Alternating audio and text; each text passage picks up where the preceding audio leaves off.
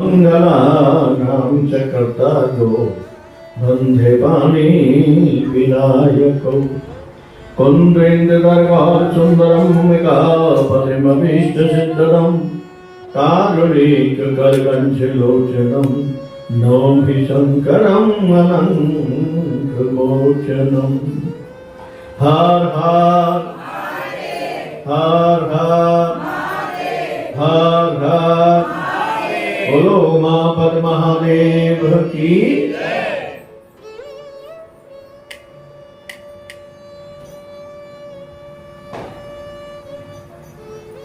सनत कुमार जी नंदीश्वर से प्रश्न करते हैं कि हे प्रभु, आपने महाकालेश्वर नामक ज्योतिर्लिंग का बड़ा सुंदर वर्णन किया और बहुत अच्छा लगा, किंतु मैंने सुना है कि महाकालेश्वर नाम से कई ज्योतिर्लिंग हैं। इनके विषय में मैं जानना चाहता हूं, वह मुझे कहो। सूत जी 88,000 ऋषियों से ये कथा सुनाते हैं, नंदीश्वर और सनत कुमार वाले। तो एक तो अवंतीपुरी में महाकाल, एक काशी में भी महाकाल और एक उज्जैन में भी महाकाल, ऐसे करके 3 महाकाल ज्योतिर्लिंग का वर्णन महाशिव पुराण में मिलता है। उज्जैन के जो महाकालेश्वर महादेव हैं, उनके विषय में सूत जी चर्चा करते हैं कि उज्जैन में एक राजा रहते थे जिनका नाम था चंद्रसेन। भगवान शिव के भक्त थे, वेदों का तत्व रूप वह जानते थे। उन्होंने कई यज्ञ अनुष्ठान भी किए, परंतु भगवान शिव की आराधना नित्य नियम से जहां महाकाल ईश्वर मंदिर है, वहां नित्य पूजा करते थे। उनकी मित्रता एक लोकनायक मणिभद्र नामक गण से हुई। मित्रता के फलस्वरूप में उस मणिभद्र ने चंद्रसेन को एक चिंतामणि दी, जो कौस्तुभ मणि के समान जगमगाती हुई, सूर्य के समान प्रकाशित करते हुए, और वो बड़ी शोभायमान को प्राप्त होती। उस चंद्रमणि को चंद्रसेन ने अपने गले में डाल लिया, जिससे उसकी और शोभा बढ़ गई। अब तो इस बात की चर्चा दूर दूर देशों में फैलने लगी। राजाओं ने चंद्रसेन को संदेश भेजा कि उस चंद्रमणि को हमें दे दीजिए, अगर नहीं देते हैं तो इसका परिणाम भयंकर होगा। चंद्रसेन ने सुनी हुई इस बात को अन्यथा कर दिया। अब तो धीरे धीरे सब राजाओं के यहां से ये खबर आने लगी कि हमें दीजिए चिंतामणि, हमें दीजिए चिंतामणि। चंद्रसेन इस चर्चा से बड़े व्याकुल हुए। जब मनुष्य व्याकुल होता है, दुखी होता है, तो उसे कहां जाना चाहिए? भगवान के पास या भगवान के भक्त के पास। ये 2 ही साधन ऐसे हैं जिससे दुखों से छुटकारा मिल जाता है। तो चंद्रसेन महाकाल के स्थान पर गए और जो पूजा करते थे और अधिक पूजा बढ़ा दी, और जब चंद्रसेन ने कोई जवाब नहीं दिया तो सब राजाएं अपनी सेना सजा सजा करके उज्जैन नगरी को चारों तरफ से घेर लिया। ये बात राजा को पता चली। राजा भगवान शिव की आराधना करने लगे और उनसे मनाने लगे, प्रभु अब मेरा तो रक्षक और कोई नहीं आपके सिवाय, आप मुझे जो चाहे सो करा सकते हैं, लेकिन मैं आपकी शरण हूं, मेरी रक्षा कीजिए, मेरी रक्षा कीजिए। त्राहिमाम त्राहिमाम त्राहिमाम कहते हुए वो शिव को प्रणाम करने लगे। और उधर राजाओं ने उज्जैन नगरी को चारों तरफ से घेर लिया। युद्ध की तैयारी थी। चंद्रसेन उज्जैन के राजा का मंत्री, वो राजा से मिलना चाहता था कि अब ये क्या किया जाए, लेकिन चंद्रसेन ने किसी से भी मिलने से मना कर दिया और शिव के भवन में रहकर शिव आराधना करने लगे। उसी क्षण एक घटना घटित होती है। एक गोपी जिसके पति का कुछ समय पहले देहावसान हुआ, विधवा थी, और उसके साथ एक 6-7 साल का बालक था। उस बालक को लेकर के वो नगर में घूमने के लिए निकली। भ्रमण करती हुई वह गोपी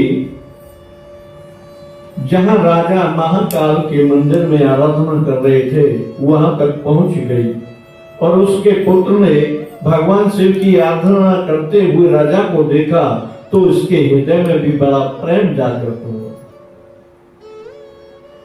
एक दूसरे को देख करके भी कार्य शुरू हो जाते हैं। हम अच्छे को देखें तो अच्छा शुरू कर देते हैं, और बुरे को देखते हैं तो बुरा भी शुरू कर देते हैं कि वो ऐसा कर रहा है तो हमें क्या परेशानी, हम भी कर रहे हैं। क्योंकि मनुष्य का स्वभाव नकल करने का बन गया। अब वो गोपी के साथ बालक था, उसका हृदय हुआ कि मैं भी पूजा करूं, लेकिन वो अनपढ़ था, पूजा पद्धति को जानता नहीं था। लेकिन मां उसे खींच करके घर ले आई। उसने कहा मां मैं भी पूजा करूंगा। उसे डराया धमकाया कि हम लोगों की पूजा का कार्य नहीं है, हम तो गोपी हैं, ग्वाल हैं, पशुओं को चराना, खिलाना पिलाना, दूध काटना, बेचना, ये हमारा व्यवसाय है। उसको समझना था, लेकिन बालक हट करने लगा। उसने क्या किया कि एक पाषाण पत्थर लेके घर आ गया और उसको पत्थर को वैसे ही रख दिया, और उसके फूल चावल धूप दीप जो विधान था वो अपनी मनमर्जी से करने लगे हैं। विधान में पूजा उसकी शुरू हो गई। लगन होती है पूजा के लिए, ऐसी लगन लगी कि वो वहां बैठ गए। माता उसे बुलाने के लिए आए, खाना खा ले तो खाना खा ले के नहीं आए। माँ कहे कि सो जा, सोने के लिए आए तब भी न सोए। माँ कहे खेलने के लिए चला जा, वो कुछ न करे, बस वहां एकाग्रचित्त होकर बैठ गए। अब बोले ना, खाए ना, सोए ना। माता को बड़ा दुख हुआ। विचार करने लगी है कि पुत्र है, पति मेरा भी चला गया है, अगर ये इस तरह से रहेगा तो पता नहीं इसका क्या होगा, तो मैं कहां रहूंगी, मेरा क्या होगा। ऐसा विचार करते हुए उसने उस पत्थर को उठा लिया और उसे फेंक दिया दूर, और अपने पुत्र को झक जोड़ दिया, जिससे उसकी आंखें खुली और वो देखने लगा बड़ी व्याकुल अवस्था में। तो क्या देखता है, एक बड़ी ज्योति, दिव्य ज्योति प्रकट हुई, और उस ज्योति को देख करके वो बालक नृत्य करने लगा। माता ने समझा ये पागल हो गया है, क्योंकि माता को वो ज्योति दिखाई नहीं दी, दिव्य प्रकाश दिखाई नहीं दिया। माता बहुत रोकती है उसे, पर रुका नहीं। जैसे माता ने उस बालक को छुआ, बालक में तो भगवान का तेज समाहित हो ही रहा था, माता में भी हो गया। अब तो माता भी रोने लगी, नाचने लगी, नृत्य करने लगी। उसी समय भगवान शिव ने कृपा की और वो स्वतः प्रकट हो गए। जो शून्य से भी स्थान था, जो छोटा मोटा घर था, उस घर को भगवान शिव ने विश्वकर्मा से कहकर बड़ा महल बनवा दिया। धन धान्य चारों ओर एकत्रित कर दिए। मणियों से पृथ्वी जगमगायित होने लगी। अनेकों कौस्तुभ मणि, रतन, जवाहरात भरपूर उसके घर में भर। और जो शिव का पूजन का स्थान था वो बड़ा दिव्य बन गया। चारों तरफ सुगंधि फैल गई। दिव्य प्रकाश के प्रभाव से वहां सब तरह मंगलमय वातावरण बन गया। जब ये स्थिति हुई तो कुछ समय बाद भगवान शिव ने कहा कि पुत्र वरदान मान। जो न पूजा जानता था न विधि जानता था, लेकिन हर योग से बैठ गया कि नहीं, मैं तब तक खड़ा नहीं हूंगा तब तक मुझे भगवान नहीं मिलेंगे, चाहे मेरे भले ही प्राण निकल जाए। भगवान शिव ने वरदान की कहा तो उस बालक ने कहा, प्रभु मैं तो जानता नहीं हूं क्या अच्छा है क्या बुरा है, आपको जो अच्छा लगे मुझे दे दीजिए। शिव जी ने उसे अपने चरण कमलों की भक्ति प्रदान कर दी और वो अदृश्य हो गए। अब ये चर्चा पूरे उज्जैन नगरी में फैल गई और इतनी फैली कि जो राजा युद्ध करने के लिए उज्जैन नगरी को घेर लिया था उन तक वो चर्चा फैल गई। उधर वहां का जो राजा चंद्रसेन था उसे भी ये पता चली तो वह उस बालक से मिलने के लिए उसके घर पहुंचे। बालक को देखा, अपनी गोद में लिया, आलिंगन किया, उसकी मां से मिले। उस छोटे से गो बालक के घर को, वैभव को देखकर राजा भी आश्चर्यचकित होने लगे कि इतना वैभव। भगवान शिव की धन्यता को सराहना करने लगे। यही बात जब उनको पता चली राजाओं को तो वो भी विचार करने लगे कि अब उज्जैन नगरी को जीतना मुश्किल है। यहाँ महाकाल का स्थान है। महाकाल हमसे अगर रुष्ट हो गए तो हमारा सर्वनाश कर देंगे। इसलिए वो मित्र बनने के लिए सूचना भेजी। सब मित्र बन गए और जो जो भेंट थी वो सब उन्हें राजा लोग देने लगे चंद्रसेन को। और वही वो बालक भगवान शिव का परम भक्त। अब इतनी स्थिति हुई तो तुरंत वहां हनुमान जी प्रकट हो गए। बोलो बजरंगबली की। हनुमान जी प्रकट हो गए। हनुमान जी प्रकट होकर के उस बालक की सराहना करने लगे कि धन्य है वह बालक जिसने शिव की अनुकंपा प्राप्त की, शिव की कृपा प्राप्त की।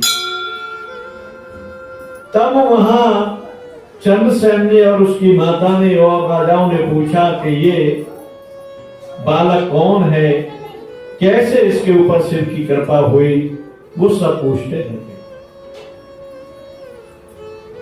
तब हनुमान जी ने कहा कि ये बालक इस चंद्रसेन की 8वीं पीढ़ी में नंद नाम के ग्वाल नाम से प्रसिद्ध होंगे, श्रीकर होंगे और इनके नारायण कृष्ण बनकर भगवान इनके यहाँ पुत्र रूप से रहेंगे। और ये बड़े सौभाग्यशाली अंत में भगवान शिव की अनुकंपा से शरीर को त्याग कर शिव के धाम में वास करेंगे। तो भगवान शिव की महिमा महात्म बड़ा विचित्र है। उसी प्रकार से केदारेश्वर महादेव और विंध्येश्वर महादेव ऐसे कई ज्योतिर्लिंग है जहां भगवान ने बड़ी लीलाएं की और भक्तों को सुख दिया। भक्त बड़े प्रसन्न हुए। बोलो सच्चिदानंद भगवान की। हर हर हर हर हर हर